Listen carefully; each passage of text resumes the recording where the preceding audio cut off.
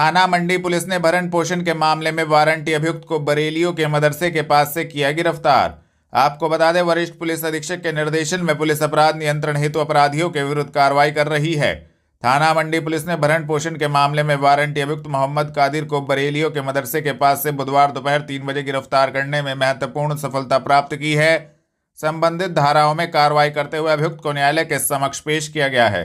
गिरफ्तार करने वाली टीम में उप निरीक्षक रणवीर सिंह, हेड कांस्टेबल विपिन राठी मौजूद रहे। थाना जनकपुरी पुलिस ने मोटरसाइकिल चोरी की घटना का किया सफल अनावरण। एक चोर को जमालपुर पुलिया के पास से किया गिरफ्तार। आपको बता दें, वरिष्ठ पुलिस अधीक्षक के निर्देशन में पुलिस अपराध नियंत्रण हेतु अपराधियों के विरुद्ध कार्रवाई कर रही है। थाना जनकपुरी पुलिस ने क्षेत्र में हुई मोटरसाइकिल चोरी की घटना का सफल अनावरण बुधवार दोपहर 3:30 बजे किया है। थाना जनकपुरी पुलिस ने एक वाहन चोर नितिन को जमालपुर पुलिया के पास से गिरफ्तार करने में महत्वपूर्ण सफलता प्राप्त की है, जिसके कब्जे से पुलिस ने एक चोरी की मोटरसाइकिल बरामद की है। संबंधित धाराओं में कार्रवाई करते हुए अभियुक्त को न्यायालय के समक्ष पेश किया गया है। गिरफ्तार करने वाली टीम में महिला उप निरीक्षक सुमन, हेड कांस्टेबल अयूब अली मौजूद रहे। जनपद में कांग्रेसियों को पुलिस ने किया हाउस अरेस्ट। संभल जाने से गया रोका, कांग्रेसियों में आक्रोश दी जानकारी।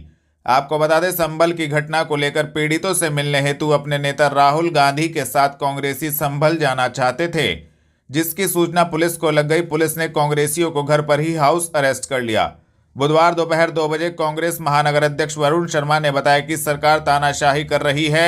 हम संभल में पीड़ित लोगों से मिलने के लिए जाना चाहते हैं, लेकिन सरकार ने हमारे ऊपर पहरा लगा दिया है। उन्होंने कहा कि सरकार बेगुनाहों पर अत्याचार कर रही है।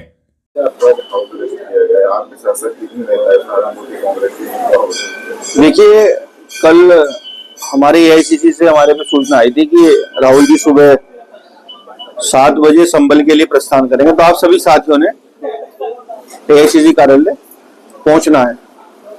तो हम आज सुबह हमें 4 बजे निकलना था यहाँ से। इसमें हमारे पूर्व प्रदेश सचिव परवीन चौधरी जी, हमारे पीसी सदस्य अक्षय भाई और यूथ कांग्रेस के हमारे जिला अध्यक्ष गौरव वर्मा जी, हमारे पीसी सदस्य नरेंद्र शर्मा जी, श्याम बिहारी शर्मा जी जो हमारे मीडिया सेल के जो प्रदेश के सचिव हैं, हमारे SC/ST के जो जिला अध्यक्ष हैं भाई मुनीश सहगल साहब, सभी साथियों ने यहाँ से निकलना था। लेकिन हमें रात 11 बजे से हाउस अरेस्ट किया हुआ है। और हमारा सिर्फ आपके माध्यम से यही कहना है कि लोकतंत्र में क्या किसी आम आदमी को अपनी आवाज उठाने का हक नहीं है? राहुल जी अगर किसी की आवाज को उठाने का काम कर रहे हैं और किसी के दुख दर्द में जाने का काम कर रहे हैं, इनके तो समय है नहीं। ये तो दिल्ली में जो किसान बैठे हैं, हमारे देश के प्रधानमंत्री मोदी, जब वहां से वहां तक नहीं आ सकते तो किसी का दुख दर्द क्या मतलब जानेंगे, क्या क्या मतलब पहचानेंगे? वो पहचानता व्यक्ति तो है जिसका परिवार होता है। परिवार होता है तो दर्द होगा, इनका परिवार ही दर्द कहां से होगा? तो राहुल जी अगर वहां मिलने के लिए जा रहे हैं तो उसमें उन्हें क्यों रोका जा रहा है? और आज से हमारे साथी सबको, परवीन जी को उनके गांव जनेडा में अरेस्ट किया गया, गौरव वर्मा जी को उनके आवास विकास में पुलिस ने उनके हाउस अरेस्ट किया गया, अक्षय को उनके गांव ये आपका घाटड़ा में अरेस्ट किया गया, हमें यहाँ हमारे घर में रात 11 बजे से प्रशासन ने अरेस्ट कर रखा है। सभी को रोकने का काम कर रहे हैं। गठबंधन के कोई भी पदाधिकारी, MLA MP मौजूद है, मतलब जो मेंबर्स हैं पार्लियामेंट के और उसके विधानसभा के, क्या उन्हें मतलब अधिकार नहीं है किसी की बात सुनने का? ये लोकतंत्र खत्म करने का काम जो भारतीय जनता पार्टी की सरकारें कर रही है, ये सब नहीं भुगत के जाएंगे। कहना है कि कर्म किए जा फल की इच्छा मत करे इंसान, जैसे कर्म करेगा वैसे फल देगा भगवान। ये सब नहीं भुगत के जाएंगे। समय है, समय बड़ा बलवान है, जब समय आएगा सब ठीक हो जाएगा। देखिए, संभल की घटना को मैं जिम्मेदार किसे माने? अच्छा बताएं आप। कोई कह रहा वहां मंदिर है, मस्जिद है। आप मंदिर मस्जिद के नाम पे क्यों किसी को लड़ाने का काम कर रहे हैं? मिडिल क्लास परिवार खत्म हो चुका है, कारोबार खत्म हो चुके हैं, फीसें बच्चों की इतनी बढ़ चुकी हैं कि मिडिल क्लास परिवार कहां से देगा? गन्ना की जिम्मेदार भाई ये जो सरकारें चल रही है ये खुद ही है। नरेंद्र शर्मा, OPC सदस्य, उत्तर प्रदेश कांग्रेस कमेटी। आज ये हाउस अरेस्ट किया गया, क्या मामला है, कहाँ जा रहा है? मामला ये हो रहा है कि लोकतंत्र का गला घोटा जा रहा है बिल्कुल। और किसी भी अपनी बात को रखने का लिए कोई भी आदमी कोई व्यक्ति कोई किसी पार्टी का हो चाहे वैसे हो, अगर किसी के बारे में कोई हालचाल पूछने जा रहा या मारकाट हो रही कहीं उसके बारे में जा रहे कि क्या समस्या है, क्यों परेशानी है, तो उसके लिए भी गला घोटा जा रहा। और लोकतंत्र तो बिल्कुल गला घोटा, ऐसा तो अंग्रेजों के टाइम में भी नहीं हो पाया। उसमें भी ये होता था कि आंदोलन करने के लिए जब आंदोलनकर्ता जो जाते थे उनको तब वहां अरेस्ट किया जाता था, वो भी उनको देखते हुए कि भाई वो इस काम से अपनी सीमाएं से बाहर हो गए। लेकिन यहाँ तो कोई सीमा वाली बात ही नहीं है। हमारे नेता जो थे राहुल गांधी जी, प्रियंका गांधी जी, वहां पर उनसे मिलने जा रहे परिवार से, तो उनके सामने ऐसी घटनाएं घटी है, उनके दुख दर्द में जा रहे मिलने के लिए, तो उनको भी रोका जा रहा। ये कहाँ का लोकतंत्र है बताओ। प्रशासन का कहना यह है कि शांति बहाल हो जानी है, उसके बाद सब जाके मिलिए। अशांति हम बहाल तो कर रखी हमने, हमारे ज्यादा शांति कहाँ बहाल करेंगे वो। उन्होंने तो हर जगह हिंदू मुस्लिम करके और दंगा फिसाद कराते हैं, उनका काम ही हुई है। सही बात को कहने का किसी को अधिकार ही नहीं रहा। अगर कोई सही बात कहता है उसके घर पर छापे डल जाएंगे, ईडी के अन्य छापे डल जाएंगे, ताकि लोकतंत्र का बिल्कुल ऐसा गला घोट दिया गया। आगे ऐसे अंग्रेजों के समय भी नहीं हो पाया। चाहे वो किसी भी क्षेत्र का मामला हो, कहीं भी किसी को जाने नहीं देते, सब चीज अपने कंट्रोल में रख रहे हैं। मतलब जो चाह रहे वो हो रहा, चाहे वो अत्याचार हो, चाहे वो लोगों को गला घोटने वाली बात हो, चाहे मतलब लोगों की जो व्यवस्था है इतनी चरमरा गई है इस समय कि ना तो कारोबार रहे ना नौकरियां रही, उसके बावजूद भी यही हाल है। कांग्रेस पार्टी इतनी लेट क्यों हुई है जाने में? है जी, कांग्रेस पार्टी इतनी लेट क्यों हुई है जाने में? नहीं, लेट जाने में कहाँ हुई है, जब इन्होंने खुद कह रखा था 30 तारीख तक का इसमें पाबंदी, उसके बाद जाना था, उसके बाद भी फिर पाबंदी करा दी। सर्किट हाउस पहुंचे मंत्री इलेक्ट्रॉनिक्स एवं सूचना प्रौद्योगिकी विभाग विकास कार्य एवं कानून व्यवस्था की करी समीक्षा बैठक, दी जानकारी। आपको बता दें, बुधवार दोपहर 3:30 बजे आईटीसी रोड स्थित सर्किट हाउस सभागार में मंत्री इलेक्ट्रॉनिक्स एवं सूचना प्रौद्योगिकी विभाग सुनील कुमार शर्मा पहुंचे, जिनका राज्य मंत्री लोक निर्माण विभाग कुंवर ब्रजेश सिंह, गंगोह विधायक कीरत चौधरी, नकुड़ विधायक मुकेश चौधरी, जिलाधिकारी मनीष बंसल एवं वरिष्ठ पुलिस अधीक्षक रोहित सिंह सजवान द्वारा स्वागत किया गया। इस दौरान सुनील कुमार शर्मा द्वारा अधिकारीगणों के साथ समीक्षा बैठक की गई। सुनील कुमार शर्मा ने कहा कि सभी का कार्य संतोषजनक है।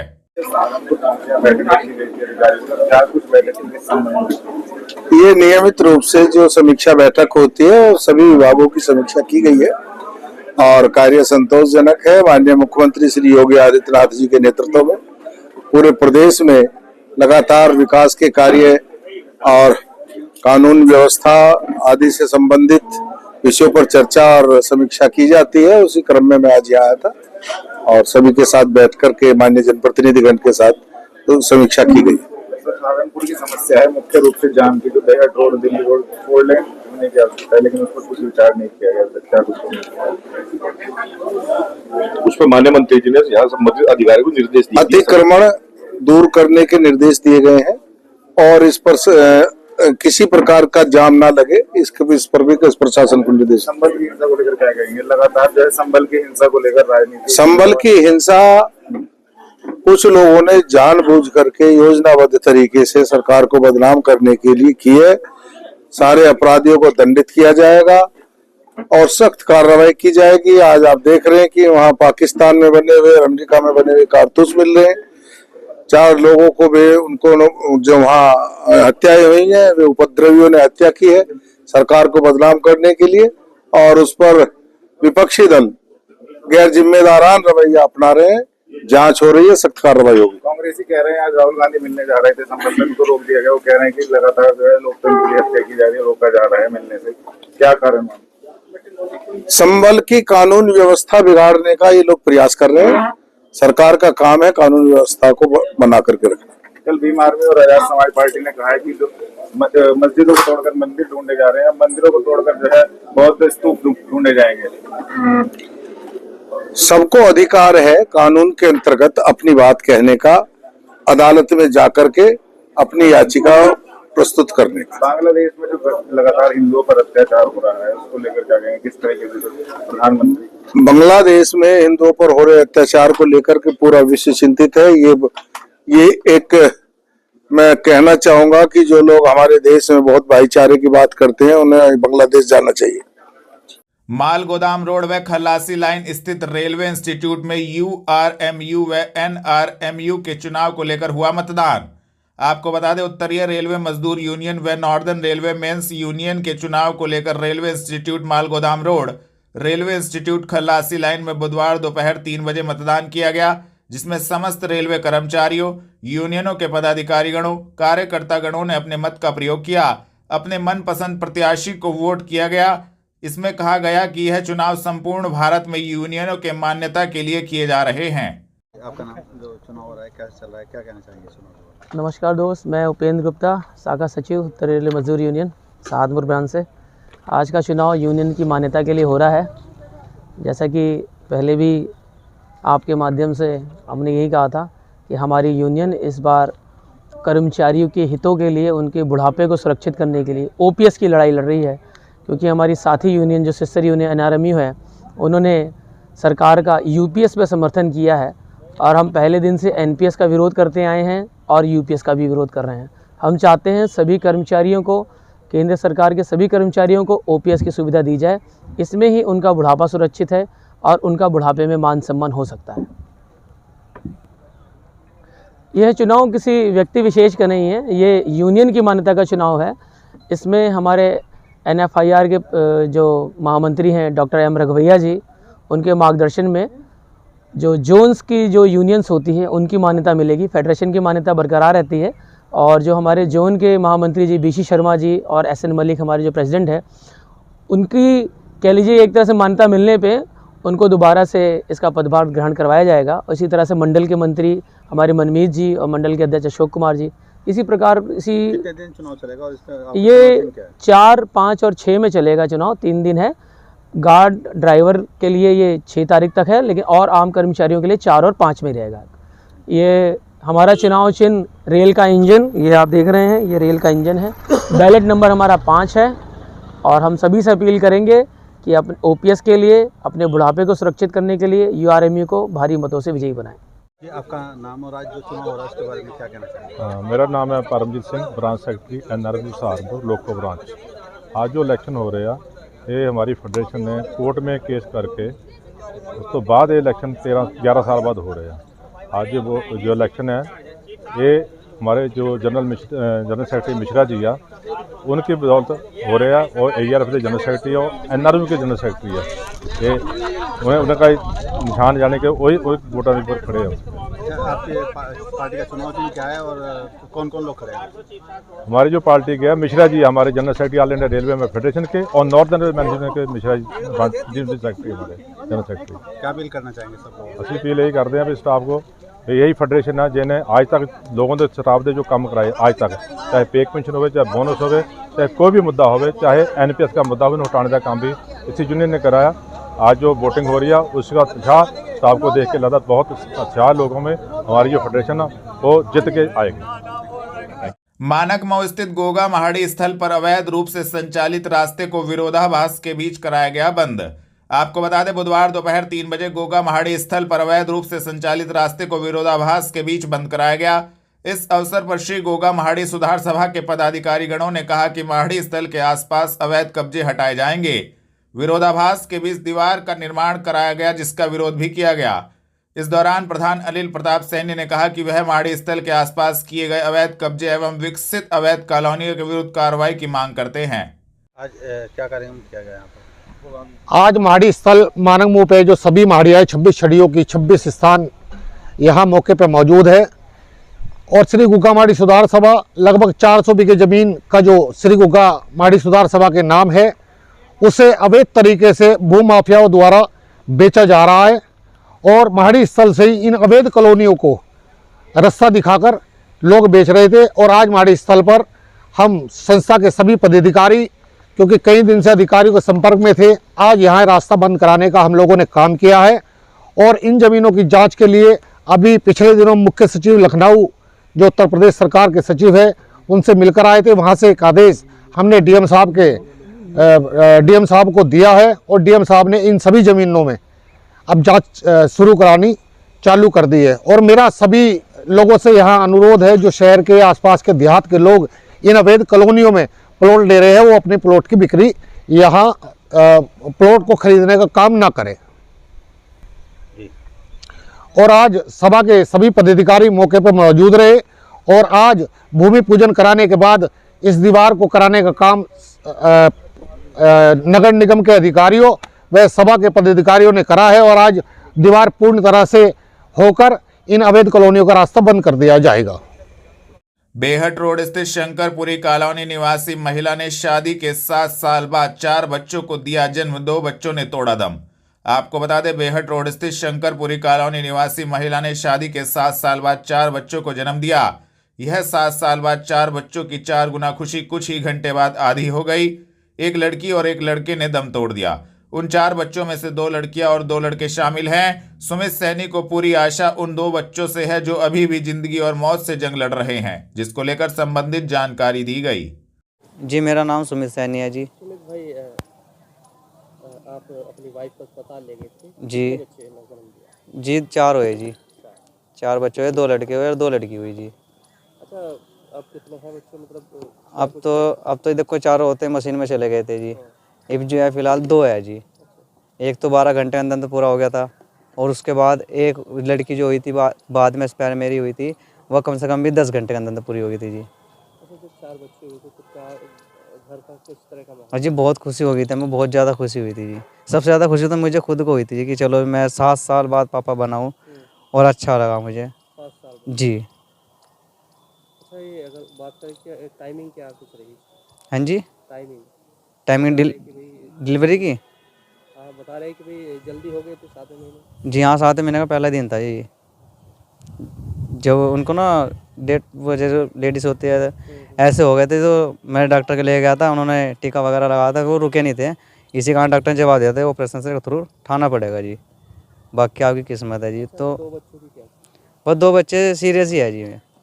डॉक्टर साहब से कहते हैं कि अभी हम कुछ कह नहीं सकते, है सीरियस ही। लड़का जो मेरा हाई उसमें रखा हुआ ऑक्सीजन में, लड़की मेरी वैसी है भी ऑक्सीजन में है, डब्बे वाले ऑक्सीजन में, सरकारी अस्पताल में है जी। अब 2 बच्चों की आस्ती की? जी 2 बच्चों पे आज टिकी भी है जी फिलहाल तो। बाकी डॉक्टर पास जाते हुए नहीं कहते भाई है सीरियस ही, कुछ कह नहीं सकते हम बच्चों के बारे में। तो ऊपर वाले से क्या दुआ चल रही है? जी पौड़े से दवाई चल रही है, आप हमारे घर का चिराग जला दो, हम भी हमारे गोद में कुछ खेले, हम भी कसम खाने वाले बन जाएंगे, हमारी भी कुछ है। 7 साल बाद एक उम्मीद जागी जी हमारे जीवन में। बतेरों का इलाज चलाया जी, कहीं नहीं उम्मीद टिकी थी। अब एक के यहाँ इलाज चलाया था, उम्मीद टिकी थी हमारी। अब बस ऊपर वालों को जैसा मंजूर है हो जाएगा सही जी। बस आस मेरी अब 2 बच्चों पे टिकी है जी। जब 4 हुए थे हम बहुत खुश हुए थे, खुशी का माहौल हो गया था, लेकिन जब 4 मशीन में चले गए थे बस सदमा से ही लग गया था। जब वो आए थे 1 बजे लड़का मेरा शुरू में एक्सपायर हुआ, मैं तो बिल्कुल ही टूट गया था जी। घर वाले को मैंने कुछ नहीं बताया था, क्योंकि घर वाले के ऑपरेशन से हुआ था, क्योंकि ऐसा ना भाई ज़्यादा दुख तो देखो जी माँ को ही होता है, बाप तो एक बार को चलो सहन भी करेगा, क्योंकि भागा दौड़ी तो बाप ही करेगा और कौन करेगा जी। बस ये आप कितने भाई? हम 5 भाई है जी, 1 बहन हम। आप कौन से? मैं हो जी 4थे नंबर पर हो जी मैं। प्रभारी मंत्री ने सरकड़ी शेख में बनी एस्ट्रोनॉमी लैब का किया उद्घाटन। प्रभारी मंत्री के प्रश्नों का बच्चों ने दिया उत्सुकतापूर्ण जवाब। आपको बता दें, मंत्री इलेक्ट्रॉनिक्स एवं सूचना प्रौद्योगिकी विभाग प्रभारी मंत्री सुनील कुमार शर्मा द्वारा ब्लॉक पुआरका के प्राथमिक विद्यालय सरकड़ी शेख में निर्मित एस्ट्रोनॉमी लैब का बुधवार शाम 5:30 बजे लोकार्पण किया गया। लोकार्पण के समय विद्यालय के छात्रों द्वारा प्रभारी मंत्री, जिलाध्यक्ष एवं मुख्य विकास अधिकारी के समक्ष लैब में स्थापित समस्त यंत्रों का प्रयोग करने का उत्कृष्ट प्रस्तुतिकरण किया गया, जिसकी मंत्री द्वारा अत्यंत प्रशंसा की गई। खगोलीय प्रयोगशाला में विभिन्न प्रकार के उपकरण, मानव अंगों की प्रतिकृति भी प्रदर्शित की गई। दूरस्थ वस्तुओं एवं आकाशीय पिंडों को देखने हेतु लगाई गई खगोलीय दूरदर्शी, न्यूटन के गति के नियम, सूर्य ग्रहण, चंद्र ग्रहण, विभिन्न प्रकार के लेंसों से प्रयोग की गई जानकारी मंत्री द्वारा बच्चों से ली गई। दिल्ली रोड स्थित कार्यालय पर जनता देश संगठन के द्वारा की गई प्रेस वार्ता आयोजित दी संबंधित जानकारी। आपको बता दें, बुधवार दोपहर 3 बजे जनता देश संगठन के कार्यालय पर संस्थापक एवं राष्ट्रीय अध्यक्ष सुरेश कुमार फौजी द्वारा प्रेस वार्ता आयोजित की गई, जिसमें उन्होंने बताया कि आने वाली 10 दिसंबर 2024 को संगठन के 5वें स्थापना दिवस पर घोषणा पत्र जारी करना है। उन्होंने संगठन से जुड़े सभी पदाधिकारियों से आह्वान किया कि संगठन को मजबूती प्रदान करें।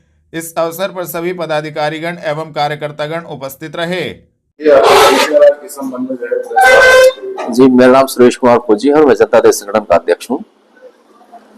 आज क्या मामला है? देखिए, आज की जो प्रेस कॉन्फ्रेंस रखी गई है, जनता दल संगठन पिछले 5 सालों से देश और समाज के विषयों पे और समाज के लिए काम करता आ रहा है और 10 दिसंबर को, आने वाले 10 दिसंबर को संगठन अपना 5वां स्थापना दिवस मनाने जा रहा है।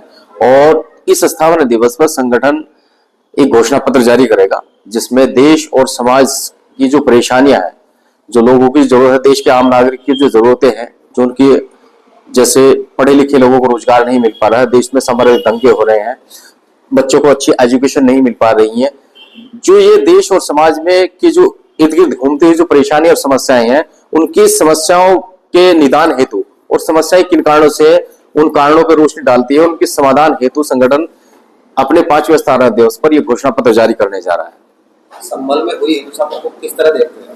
देखिए, संभल में हुई हिंसा को अभी ज्यादा तो मैं कुछ नहीं कह सकता हूँ, सिर्फ इतना ही कहूंगा कि दंगा या सांप्रदायिक दंगा या हिंसा यदि होती है तो सरकार और प्रशासन का सबसे पहले दायित्व होता है कि निष्पक्ष उसकी जांच हो और उसके साथ साथ देश की पब्लिक को, चाहे वो किसी भी धर्म विशेष का हो, यदि हम भारत के नागरिक हैं, अपने देश के नागरिक हैं, तो सबसे पहले हमारा कर्तव्य बनता है कि हमें शांति और सद्भावना बनाए रखनी चाहिए और सरकार और प्रशासन पर इस बात का यकीन बनाए रखना चाहिए कि निष्पक्षता के साथ में जांच होगी ताकि दंगे को बढ़ावा ना मिल सके। हमारी तो ये मांग है और यही हम सरकार और प्रशासन से मांग भी करते हैं और उम्मीद भी यही रखते हैं, क्योंकि आप जानते हैं कि दंगों ने ज्यादातर हमें, पूरे देश को, देश और समाज को जातियों में बांट दिया है, जो कि किसी भी रूप में ना तो देश और समाज के लिए हित में है और ना ही देश के लिए हित में है। इससे हमारे आर्थिक, राजनीतिक और व्यापारिक कार्यों पर असर पड़ता है, जो किसी भी रूप में उचित नहीं होता है। दिल्ली रोड स्थित होटल सभागार में एकल अभियान पश्चिमी उत्तर प्रदेश सहारनपुर चैप्टर का हुआ भव्य उद्घाटन। आपको बता दें, बुधवार शाम 5 बजे भारत लोक शिक्षा परिषद सहारनपुर चैप्टर का एकल अभियान पश्चिम उत्तर प्रदेश का उद्घाटन दिल्ली रोड स्थित होटल सभागार में किया गया, जिसमें भारत लोक शिक्षा परिषद नई दिल्ली नीरज रायजादा राष्ट्रीय अध्यक्ष लोक शिक्षा परिषद ने अभियान के कार्यों की एवं एकल अभियान की जानकारी दी। राष्ट्रीय प्रधान भारत लोक शिक्षा परिषद ने एकल अभियान के कार्य की देश में क्या भूमिका है जानकारी दी। आपका नाम और आज क्या कार्यक्रम आयोजित किया गया, क्या कहना चाहेंगे? मेरा नाम नीरज रायजादा है। मैं राष्ट्रीय चेयरमैन भारत लोक शिक्षा परिषद एकल विद्यालय के। हमारे साथ हमारे प्रभारी, हमारे राष्ट्रीय जनरल सेक्रेटरी राजीव अग्रवाल जी भी हैं, यहाँ के प्रधान भी हैं। आज सहारनपुर चैप्टर की ओपनिंग की जा रही है।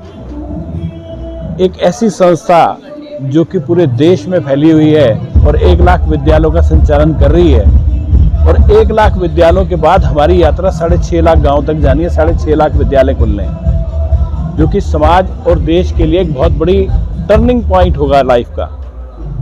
मोदी जी ने भी आपके बीच में जैसे अभी कहा कि जहां सरकारें नहीं पहुंची वहां एकल पहुंच के अपना काम कर रहा है। हमारी बोर्डो के एरिया में, हमारी जितने भी नक्सलाइट्स एरिया के अंदर हमारे स्कूल चलते हैं, आप कभी विजिट करें वन यात्राओं के अंदर तो वो आपको बाहर से अंदर तक लेके जाएंगे और पूरा समर्थन देंगे आपके काम का। तो ये हमारे स्कूल चलते हैं, इनमें किस तरह की शिक्षा दी जाती है, क्या देशभक्ति के बारे में लोगों को बेसिकली राष्ट्र निर्माण से संबंधित, राष्ट्र निर्माण, राष्ट्र धर्म निभाना, राष्ट्र निर्माण से संबंधित सारी जानकारियां दी जाती हैं। उनको समझाया जाता है कि देश के लिए कैसे जीना चाहिए, उनके अंदर देश भावना को जागृत करने का काम, उनको संस्कार देने का काम, उनको आरोग्य देने का काम। ये संस्था अपने आप में बहुत बड़ा काम कर रही है। ये अगर इसको देखा जाए तो Guinness book of world record में इसका नाम आना कोई बहुत बड़ी बात नहीं है। जितने बड़े बड़े रिकॉर्ड्स वर्ल्ड के हैं, इतनी बड़ी संस्था कहीं आपको देखने के लिए मिलेगी एनजीओ के पार्ट पे इतनी बड़ी संस्था काम कर रही हो। लगभग कितने विद्यालय होंगे पूरे एरिया में? 1 लाख विद्यालय हैं, लेकिन हमारी जर्नी अभी 6.5 लाख गाँव तक है। तो अभी ये स्टार्ट है, एक दिन में नहीं होगी लेकिन एक दिन जरूर होगी, ऐसा हमारा विश्वास है। धन्यवाद जी। आपका नाम, क्या कहना चाहेंगे? मेरा नाम राजीव अग्रवाल है। मेरे को राष्ट्रीय महामंत्री इसमें भारत लोक शिक्षा परिषद में दायित्व दिया गया है, तो मैं इसमें कार्यरत हूँ। और जो भारत लोक शिक्षा परिषद है, एक ऑर्गेनाइजेशन है, एकल के अंतर्गत 9 ऑर्गेनाइजेशन है जो कार्यरत है अलग अलग कार्य में। उसके अंदर 3 ऐसी ऑर्गेनाइजेशन है जो एजुकेशन के अंदर कार्यरत है, शिक्षा के अंदर, शिक्षा और संस्कार के लिए, संस्कार के साथ। तो उसके अंदर भारत लोक शिक्षा परिषद नॉर्दर्न स्टेट्स को, उत्तरी भारत को देखती है। एकल विद्यालय फाउंडेशन ऑफ इंडिया, उनकी फंडिंग बाहर से आती है, फॉरेन कंट्रीज से, और वो देश में कुछ एरियाज़ को देखती है। इसी तरीके से फ्रेंड्स एंड ट्राइबल सोसाइटी है, वो इसके अलावा जो क्षेत्र हैं पूरे देश में 23 स्टेट्स में कार्य एजुकेशन का हो रहा है, उसके अंदर वो कार्यरत है, नॉर्दर्न स्टेट्स को छोड़ के। तो इस तरीके से ये कार्य हो रहा है। और ये जो कार्य है एजुकेशन, प्राथमिक शिक्षा का कार्य है, लेकिन प्राथमिक शिक्षा तो सब जगह है, जो दूसरे स्कूल भी शिक्षा तो दे रहे हैं, लेकिन शिक्षा के साथ संस्कार देने का कार्य जो है वो सिर्फ एकल कर रहा है। जनपद में जिलाधिकारी ने रैन बसेरों का किया औचक निरीक्षण। रैन बसेरे में स्वच्छता के साथ हो सभी आवश्यक व्यवस्थाएं पूर्ण, दिए आवश्यक दिशा निर्देश। आपको बता दें, जिलाधिकारी मनीष बंसल ने जिला अस्पताल, नगर निगम एवं कमेला कॉलोनी में बनाए गए रैन बसेरों का बुधवार शाम 6 बजे औचक निरीक्षण किया। निरीक्षण के दौरान जिलाधिकारी ने निर्देश दिए कि आश्रयहीन निराश्रित व्यक्तियों हेतु रैन बसेरों की पर्याप्त व्यवस्था सुनिश्चित की जाए। कोई भी व्यक्ति रात में सड़क अथवा फुटपाथ पर सोने के लिए बाध्य ना हो। इन बसेरों में रुकने वाले कमजोर वर्ग के लोगों को ठंड से बचाने के आवश्यक समस्त उपाय जैसे गद्दे, कंबल, स्वच्छ पेयजल, शौचालय एवं किचन आदि का प्रबंध निःशुल्क किया जाए तथा इन रैन बसेरों के आसपास अलाव जलाने की व्यवस्था की जाए। मनीष बंसल ने निर्देश दिए कि रैन बसेरों में तैनात केयर टेकर का नाम, पदनाम, मोबाइल नंबर रैन बसेरे के गेट पर अवश्य दर्शाया जाए। जिलाधिकारी ने निर्देश दिए कि सभी रैन बसेरों में समस्त सुविधाएं अच्छी एवं गुणवत्तापूर्ण हो तथा इसमें साफ सफाई, साफ सुथरे बेडशीट, कंबल, हीटर, गर्म पानी तथा सुरक्षा आदि की व्यवस्था की जाए। रैन बसेरों में महिलाओं एवं पुरुषों के सोने व शौचालय आदि की भी अलग अलग व्यवस्था सुनिश्चित की जाए।